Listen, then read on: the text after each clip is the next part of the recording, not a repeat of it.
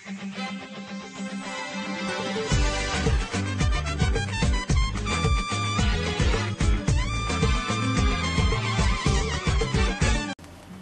dépense en santé olona anankiray eto Madagasikara 40%.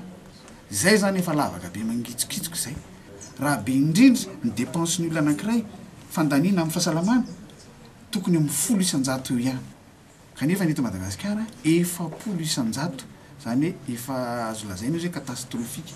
Étude nataon'ny OMS izy io. Vinavina université dia manatsara hatrany ny fitsaboana, ny mpiasa sy ny vady aman-janany.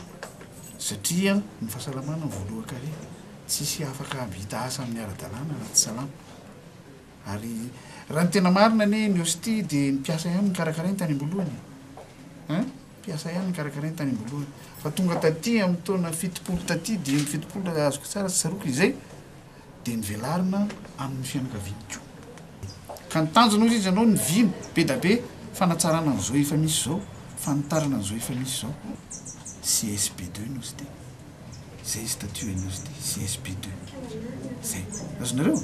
Fa velatra.